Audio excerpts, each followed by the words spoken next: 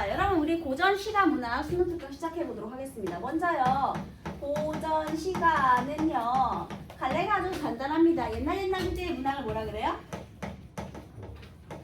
상고시대의 문학을 고대가요라고 하죠. 그럼 여러분 고대가요의 특징은 뭐예요? 원시 종합 예술에서부터 시작이다. 프린트에 다 있어요. 그리고 또 하나 중요한 거는요. 원래 제천 행사에서부터 시작이잖아요. 그래서 집단적인 서사시로부터 개인적인 서정시가로 발전하게 되었다. 그래서 서정과 서사가 처음에 분리가 안 되어 있다가 이런 식으로 발전하게 되었다. 이런 게 특징이잖아요. 그래서 여러분들이 집단적인 서사시 문학사적으로 가장 앞머리에 놓이는 작품 배웠을 거예요. 뭐죠? 부지가. 그렇지. 얘들아, 서사시라는 게 뭐야? 이야기가 있. 이야기도 있는데요. 이야기를 창작한 목적과 관련이 있어요. 서정시는 개인의 정서 표현이거든요. 얘는 뭐냐면 역사적인 목적이에요. 이 서사시라는 게 역사적인 목적으로 창작된 거야. 그럼 여러분 구지가의 목적은 뭐예요? 그런 노래 왜 부른 거야? 거북아 머리 내놔라. 내놓지 않으면 거북머리. 그 머리가 뭐야? 왕을 내도. 왕의 왕의 강림을 기원하는 노래죠, 여러분. 그러니까 정치적이고 역사적인 목적이잖아요. 그래서 문학사적으로는 구지가를 앞머리에 놓게 되는 거예요. 그럼 다시 선생님은 지금 문학의 이런 역사를 설명하고 싶은 게 아니라요. 이게 문제에 나온다면 뭐가 나올까를 얘기하고 싶어요. 그럼 얘네들이 나오면 분명 주술성이 나올 거예요. 애초에 노래를 지어 부른 목적이 하늘에 내 의지를 전달하기 위함이라면 그게 주술성이죠, 여러분. 내가 간절히 기원하고 있는 것을 들어줘라. 이게 주술성 아니겠습니까? 거기서부터 문학이 출발했다는 거야. 그래서 이 주술성은 굉장히 중요합니다. 자, 이 주술성이 어떻게 연결되는지 볼게요. 고대가요가 상고시대. 자, 그 다음에 상고시대 지나서 통일신라시대. 그때 나온 갈래가 뭐예요? 향가. 이따가 배울 찬기파랑가도 향가 갈래죠, 여러분. 응? 여러분 향가에 대한 형식적인 특징 같은 것들 설명 안 해도 되죠. 향가는 어느 시대의 노래다? 신라시대의 노래다. 무엇으로 기록되어 있다? 한자. 한자가 아니라 그 향찰표기. 예, 여러분 그러면 체험과 조사, 어간과 어미 이렇게 실질 형태소와 형식 형태소를 구별해서요. 체험은 한자에 무엇을 빌려와? 뜻을 빌려와. 훈차표기. 그 다음에 조사는 한자에 뭘 빌려와? 소리. 음을 빌려와. 그래서 음차표기. 그럼 다시 어간과 어미. 어간은 한자에 훈차표기, 그 다음에 어미는 음차표기. 그걸 우리말 어순대로 문장 전체를 표현했기 때문에 향찰은 한자라고 하지 않고요. 국문표기에 해당이 돼요. 이미 우리말로 해체를 했기 때문에 국문표기 작품에 해당이 되는데요. 그래서 우리 외래문화의 주체적인 수용 면에서도 또 중요한 특징이 있죠. 향가는요. 그래 좋아. 향찰표기했어. 그 다음에 주된 작가 계층은 누구예요? 승려 또는 화랑. 뭐 다양한 계층이 있었다고 하는데 기록된 것은 걔네들밖에 없고요. 그 다음에 성격이었대요. 그래서 승려나 화랑이 주로 창작을 했어. 그러면 성격이 어떻죠? 추모적, 예찬적 이런 성격 들어갔죠. 그리고 또 하나 향가의 아주 중요한 특징 중에 하나가 바로 주술성이에요. 왜냐하면 신라시대의 불교는 샤먼 불교예요, 여러분. 우리나라의 불교하고 인도의 불교를 한번 이미지를 비교해 보세요. 인도의 불교는 자기 수행을 통해서 자기가 깨달음을 얻는 게 중요하죠. 그래서 맨날 고행하잖아. 그래서 30년 동안 한 발 서기의 그런 달인 막 나오고 막 그러잖아요. 그치? 막 나오잖아. 자기 고행을 하잖아. 그 다음에 한 손을 묶어놓고 내가 50년 동안 살았다. 뭐 이런 사람도 나오고 막 하잖아. 고행을 하잖아요. 욕심을 버리고 집착을 버리려고. 근데 우리나라 불교는 뭘 하냐면 소원을 빌죠. 내가 원하는 거에서 108배하고 막 그런 게 다 소원 비는 거잖아. 특히 어디에서 많이 나오느냐? 저승과의 연결. 49제 지내잖아. 추모하는 거야. 추모. 죽어서 좋은 곳으로 가라. 추모의 의미로 많이 불렀는데 그게 이제 신라시대 불교부터 시작이에요. 그래서 49제 행사에서 많이 부르죠. 죽은 사람을 추모하면서 향가를 많이 불러. 니네들이 알고 있는 대표적인 향가 작품 있죠. 뭐 있어요? 제망배가. 그런 작품들이 많이 출발했단 말이에요. 그래서 향가의 주술성은 정말 중요한 특징 중에 하나예요. 그래서 아마 개인적인 서정시가의 공무도화가 황조가 이런 것들도 중요하겠지만 향가로 와서 이제 주술적이고 그 다음에 예찬적이고 추모적이고 불교적이고 뭐 뭐 이런 다양한 특징 중에 선생님은 이 주술성에 대해서 얘기를 해보고 싶어요. 향가는요 4구체, 8구체, 19체로 발전을 하는데요. 4구체 향가에서 주술적인 유의미한 작품은 서동요, 8구체에서는 처용가, 19체에서는 제망매가 이렇게 되겠습니다. 자, 그 다음에 향가 말고는 이제 고려시대에 와서 고려가요와 경기체가, 고려 말에 등장한 시조, 조선시대의 가사, 그리고 조선 후기의 작가까지 끝. 민요는 계속 있었죠. 다만 기록이 안 됐을 뿐. 구비저승이 되고 있었죠. 민요는 계속 있었어요.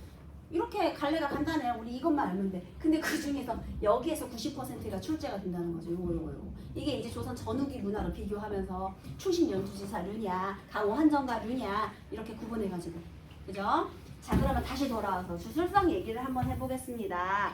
우리 여기 선생님이 준 프린트를 한 장 넘겨보시면은요, 여기 2페이지에 개관 나와 있어요. 필요하신 분만 읽어보세요. 다 아는 내용일 거예요.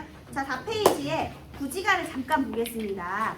여러분, 구지가의 주술성은요, 거부가 머리를 내놔라, 내어놓지 않으면 주워먹으리. 자, 이 주술성은 어디에서 오는가? 얘들아, 거부가 머리를 내놓아라, 만약 내어놓지 않는다면 구워먹으리. 여기 거북이가 어떤 존재예요? 참고로 이 구지가는요, 구지봉에서 부른 노래거든요. 구지는 거북이가 엎드린 모양의 동산이에요. 거북이 동산의 거북이는 어떤 존재예요?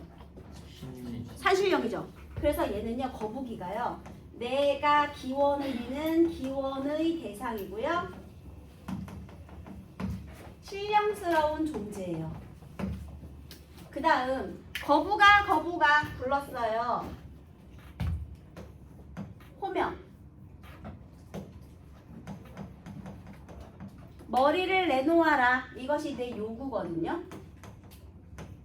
자, 그럼 여기서 머리는 뭐예요? 거북이의 생명의 근원일 수도 있지만 중요한 건 이제 우두머리. 왕이죠, 왕. 자, 그러면 내 요구 조건은 개인적인 조건입니까? 사회적 조건입니까? 사회적인 요구. 예요. 다음, 만약 내어놓지 않으면 가정, 구워먹으리, 위협. 자, 지금 여기서 어떤 일이 발생했느냐면요, 이렇게 신령스러운 존재를 위협하는 구조가 발생했어요. 그래서 실제로 하늘에서 금빛 상자가 내려왔죠. 그래서 금이 김이죠. 김, 수로 왕이 탄생했잖아요. 가약 탄생설하잖아요. 그러면 여기서 주술성은 다시 어떻게 나타나느냐? 이 구지가의 주술성은요, 신령스러운 존재를 위협하는 구조에서부터 오는 거예요. 그래서 심지어 이 구조는요, 현재까지도 이어져 있어요. 어떻게 이어져 있느냐? 너네 소원 빌 때 생각해봐. 하느님, 부처님, 예수님, 알라신 시여 부르죠. 일단 천지신명님 시여 부르죠. 그 다음에 이번에 제발 1등급 2개만 맞게 해주세요. 네, 요구 조건 말하죠. 만약 그렇게만 해주신다면 저 이제 부모님 말씀도 잘 들을 거고요, 길거리에 껌도 뱉지 않을게요. 이게 저걸 말하죠. 그죠? 이상하게 선생님 길거리에 껌 뱉으면 심장이 벌렁거리더라고요. 나쁜 짓을 할 때. 근데 이상하게 무단횡단, 녹화되고 있어서 이런 말 하면 안 되는데 무단횡단 할 때는 심장이 별로 안 벌렁거렸던 것 같은데 껌을 뱉으려고 하면 심장이 벌렁거리더라고요. 그래서 이제 무단횡단은 안 합니다, 여러분. 저는 시민이에요. 법을 준수하는 시민. 네, 자, 어쨌든 간에 신령스러운 존재를 위협하는 구조에서부터 발생하는데요. 자, 이거를 잘 보여주는 사례가 하나 옆에 프린트 해가 있죠. 해가. 그거예요. 이건 또 무엇이냐? 우리 지금 이거 구지가 한 거예요. 구지가. 근데 여기에 해가를 향가로 보기도 하고요, 4구체 향가로 보기도 하고요, 아니면 고대 민요로 보기도 하거든요. 선생님은 고대 민요라고 쓸게요. 해가.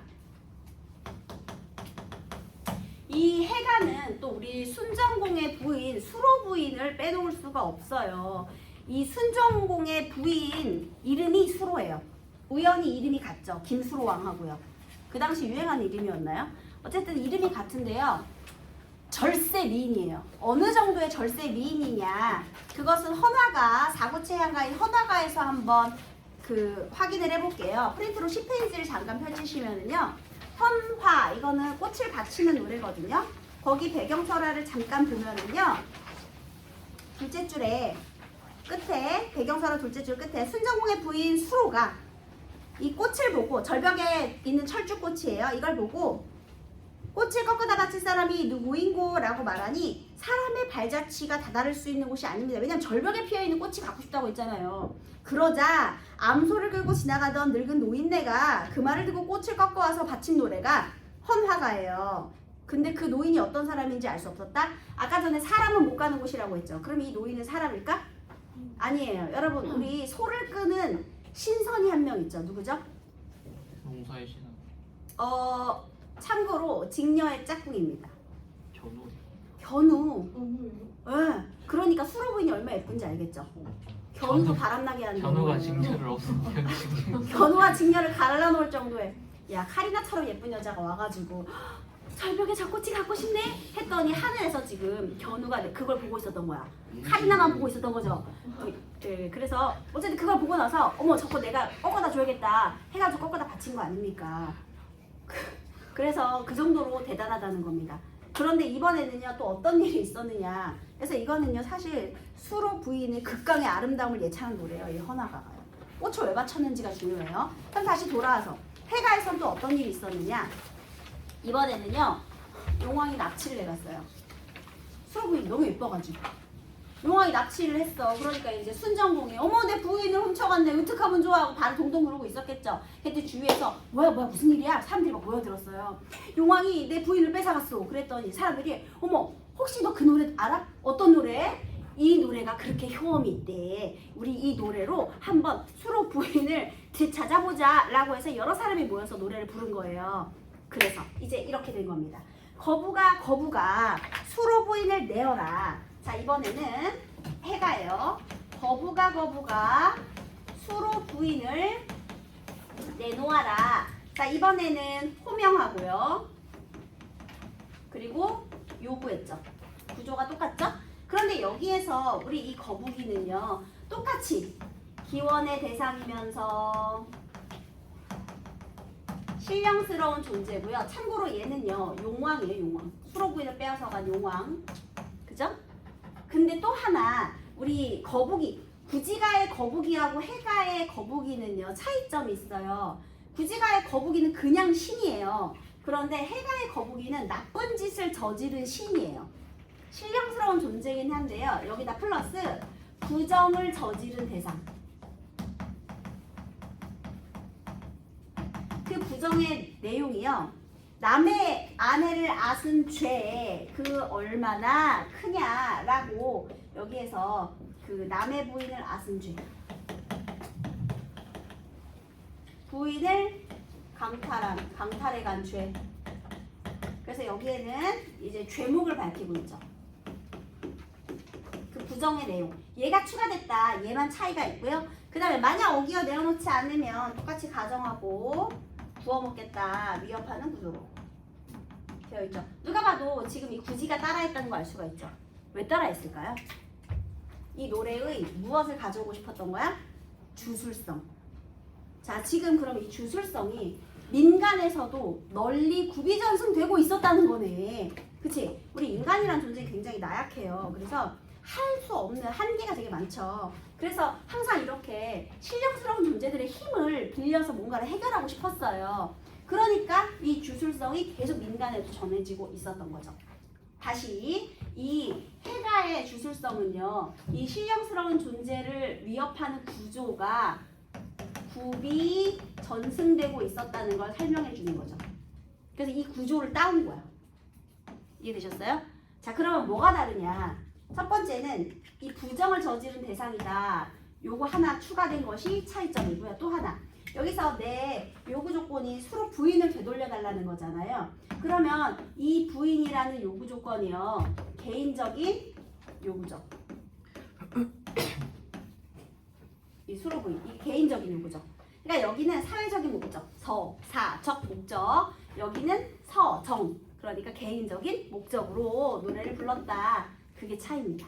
그리고 민간에도 이렇게 구비전승이 되고 있었고요. 이건 현재까지도 이어지고 있다. 이런 내용이 되겠네요.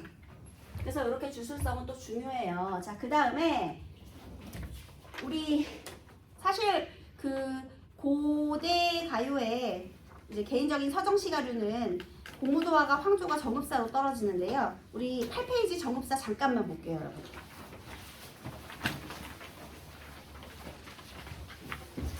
선생님 아직 이거 주술성 얘기 안 끝났거든요. 계속해서 말을 할 건데 정읍사가 중요한 점만 몇 개만 언급하고 그 다음에 차례로 넘어갈게요.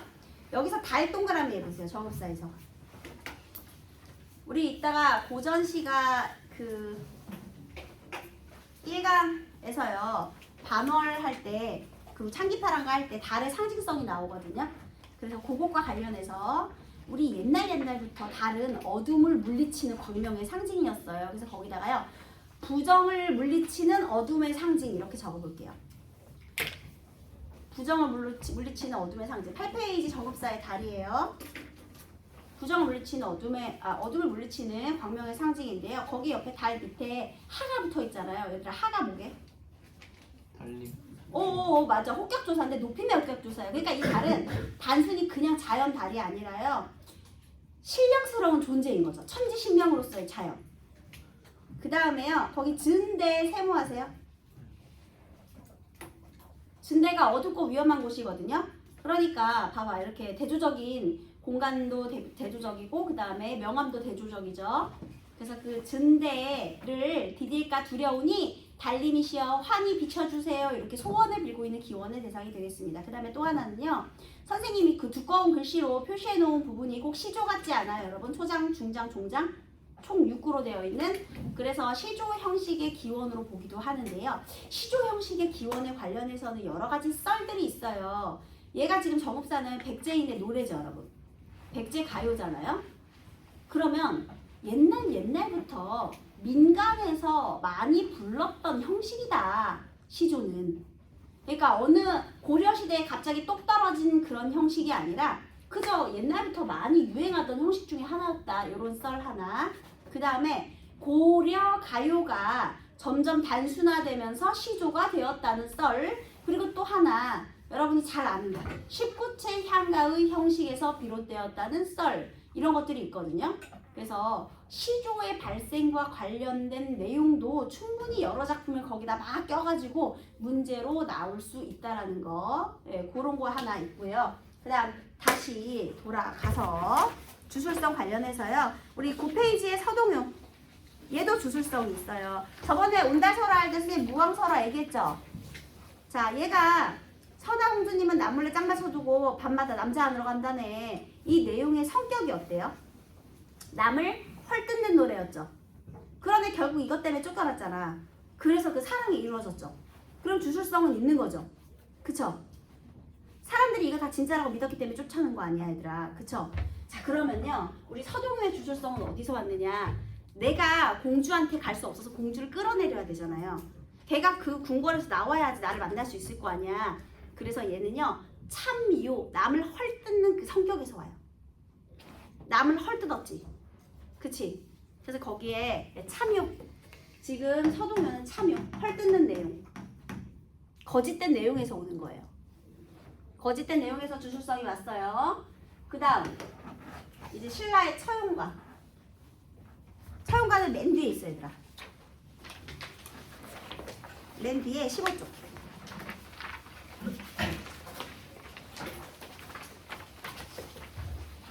우리 팔부채향가인 처용가 보도록 하겠습니다.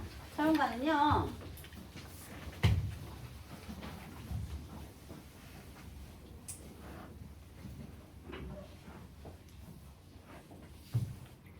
서울 밝은 달 아래에 밤늦게까지 놀다가 들어와 자리 보고 가랑이가 내시구나. 둘은 내 건데 둘은 누구 거냐. 본디 내 건데 뺏긴 걸 어떻게 하느냐. 팔부채향가거든요. 근데 가랑이가 내시다라는 것은요. 역신이라는 거 역병의 신이거든요. 이거 선생님이랑 수업한 적 있어요, 여러분. 기억하시나요?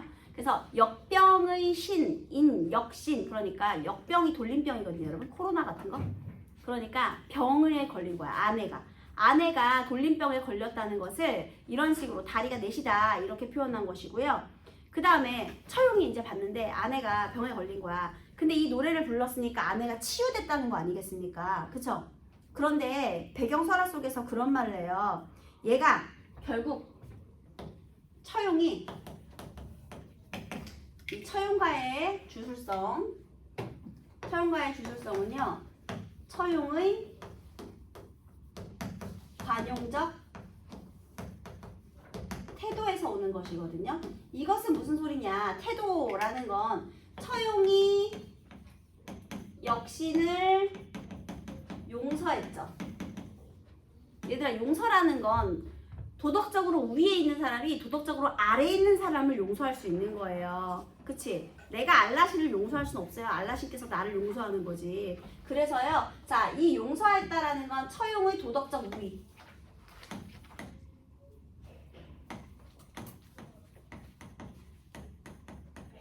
를 알려주는 것이거든요. 그래서 이 관용의 태도로부터 얘가 와, 나 이제 터가 있는 곳에는 절대 얼씬도 하지 않겠다는 약속을 하고 이 도덕적 우위로부터 역신의 약속을 받아내는 거예요.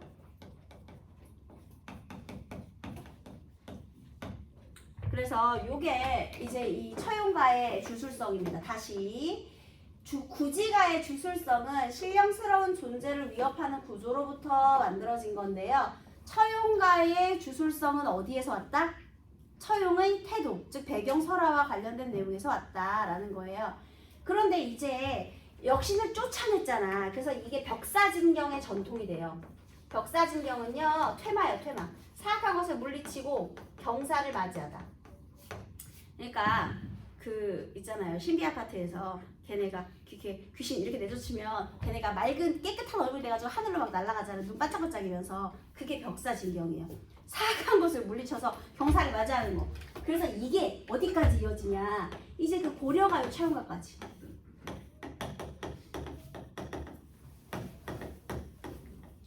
이게 이제 그 벽사진경의 전통으로 유지가 되는데 얘도 같이 비교하는 거 했었잖아요.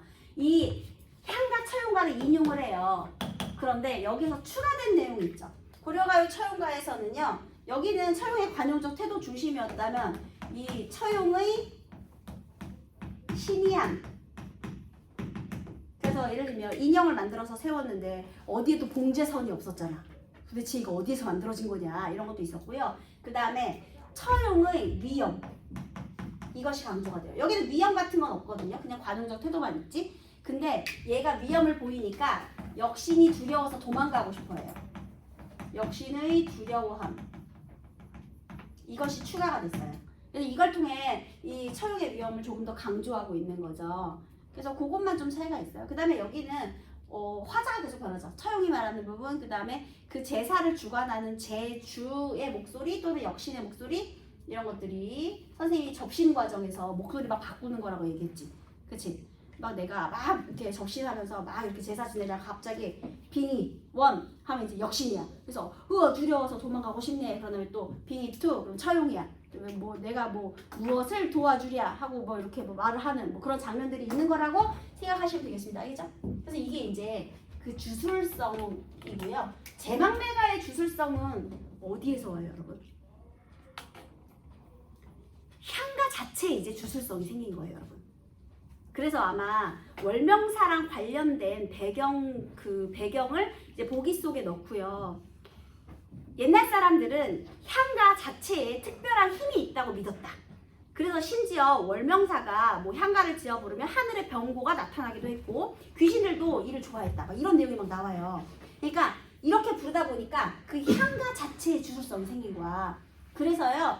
이 배경설화에 월명사가 그래서 죽은 누이 동생을 위해서 이 노래를 불렀더니 걔가 이제 미타찰로 가라라고 노래를 기원을 잡아서 불렀잖아요. 그랬더니 서쪽으로 돌풍이 불어서 아 정말로 미타찰로 갔구나를 확신하게 되었다 이렇게 됐죠. 다시 제망매가는 배경설화를 통해 확인해 보니까 향가 자체의 주술성.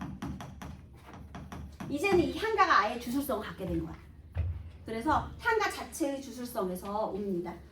얘는 서동요하고도 비슷해요. 이렇게 향가 자체가 특별한 능력을 지닌 노래였다. 신통력이 있는 노래였다. 이렇게 되는 겁니다.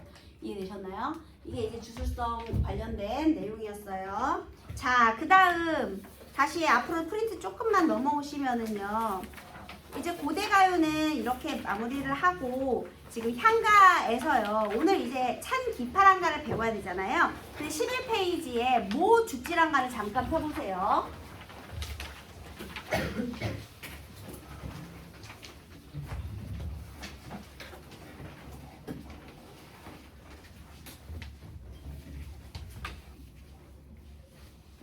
왜 우리 고전소설을 공부할 때에도 일반적인 고전소설의 특징은 1, 2학년 때 배우고 그 다음에 이제 3학년 때는 근대성, 그러니까 일반적인 고전소설에서 등장하지 않는 고전소설의 근대적인 요소 이런 것들이 중요하잖아요. 향가도 마찬가지예요.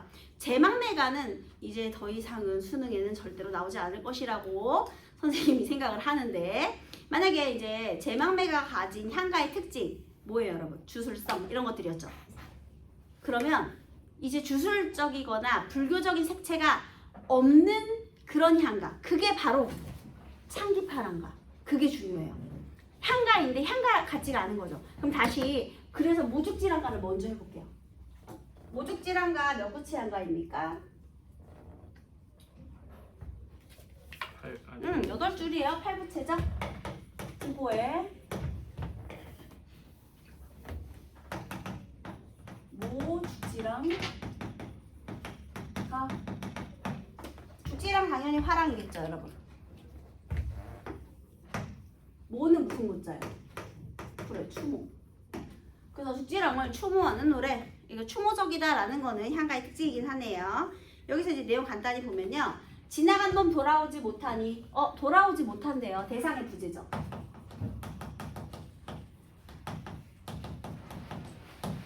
지나간 봄에 돌아오지 못하니 살아계시지 못해서 울고 있는 이 시름. 아, 대상의 부재로 인한 안타까움. 죽어서 슬프대요. 그 다음에 전각을 밝히시던 모습이 해가 갈수록 헐어가도다. 이게 중요해. 지금 과거와 현재의 대비가 있는 거예요. 물론 해가 갈수록 헐어가다라는 거는요. 죽기 직전의 모습이니까 현재라고 하긴 조금 그런데 과거에서 현재로 오면서 점점 변해가는 모습이죠. 과거에는요. 전각을 밝히던 모습이래요. 그러면 위세가 굉장히 강했다. 라는 거죠. 근데 해가 갈수록 허락했다. 이거는 쇠락했다라는 거죠. 여러분 우리 향가는 그 화랑은요. 우리 그 화랑 큰 화랑 밑에 문화생들을 거느리고 있잖아요. 그래서 문화생 제도로 하고 있잖아. 예를 들면 죽지랑 파, 기파랑 파, 김유신 파 이런 게 있는 거야. 그러면 각각의 세력이 하나의 집단이 되거든요.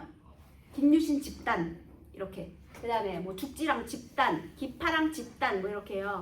근데 왜 우리 또 배경 설화 속에 그런 게 있어요. 얘를 모시는 화랑이에요. 얘가 이제 큰 화랑이고 얘가 이제 문화생이겠죠. 얘를 따르는 낭도 중에 한 명인데요. 죽지랑이 이제 대립하는 또 다른 화랑이 있을 거 아니에요. 그런데 그 대립하는 화랑하고 싸우면서 계속 지는 거야. 그래서 얘가 차출됐어. 얘 아끼니까 야, 네 밑에 그 드고라는 새끼 있지? 거기 걔 우리 땅에 와가지고 거기 좀 삽질이나 좀 하라 그래. 그걸 빼간 거야. 그래가지고 얘를 계속 부려먹는 거야. 그래가지고 드고가 너무 힘든 거야. 자기 거기서 막노동하고 있으니까.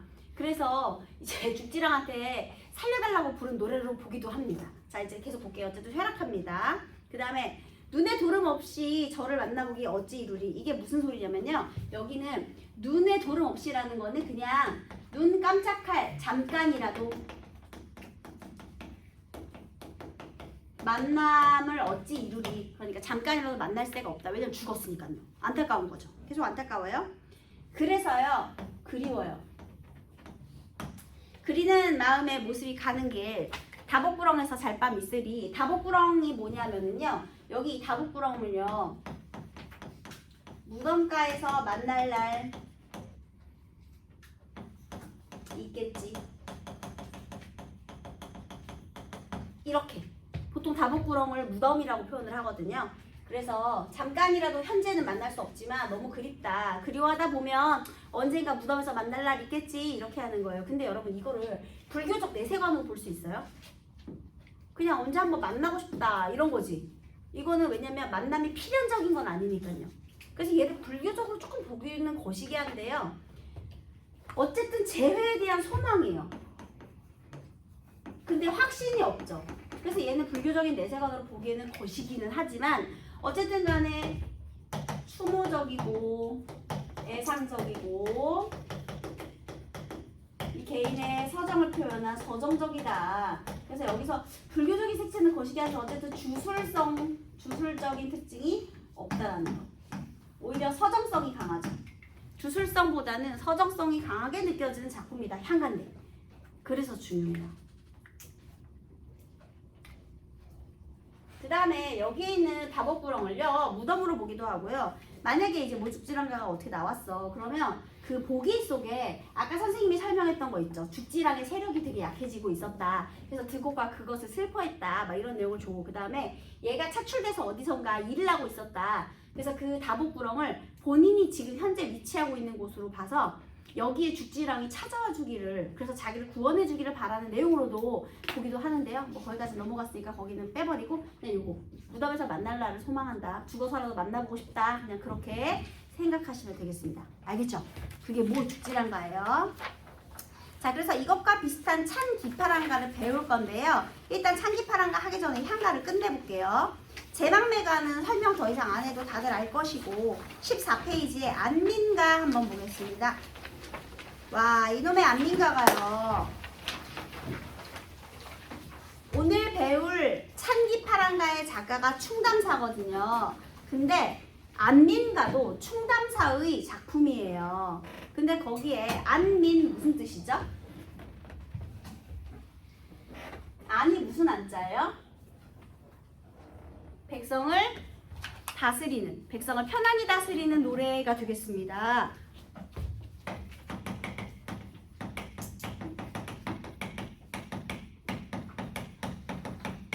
백성을 편안하게 다스린다? 지금 신라시대거든요? 근데 벌써부터 유교적인 냄새가 나죠, 여러분. 그쵸? 이거 한번 볼게요. 군, 신, 민. 임금님은 아버지.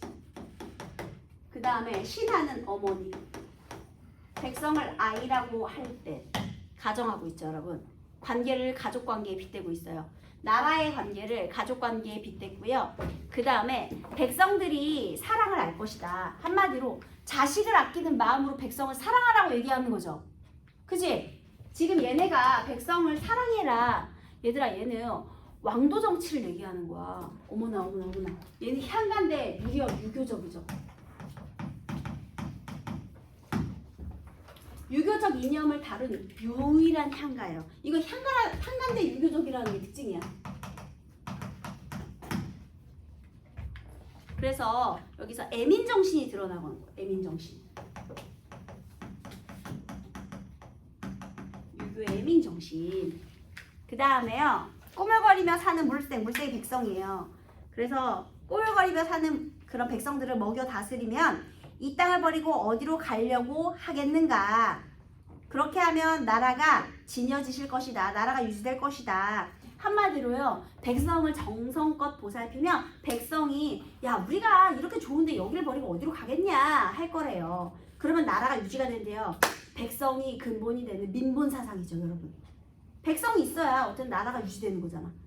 왕만 있으면 뭐해? 백성이 없으면 나라가 유지가 안 되는데. 그죠? 그래서요. 또 하나. 군답게 신답게 백성답게 한다면 나라가 태평할 것이다. 마지막에 어떻게 하고 있어? 각자 본분에 충실하자. 얘들아, 이거 계급 간의 질서를 인정을 하는 거 안 하는 거야? 이거 평등사상이에요? 아니요. 군답게라잖아. 백성은 백성답게 위계질서 인정하는 거 유교야, 얘들아. 유교는 신분사회잖아요. 그치? 반상의 법도는 정해져 있는 겁니다. 반상의 법도가 뭐예요? 지배계층과 피지배계층을 말하는 거거든요. 그러니까 여기서 조심해야 될 건 유교적인 사상을 바탕으로 하고 있다. 그리고 백성을 사랑으로 다스려라지 백성을 사랑한다고 평등한 관계를 만들라는 내용은 절대로 아니에요.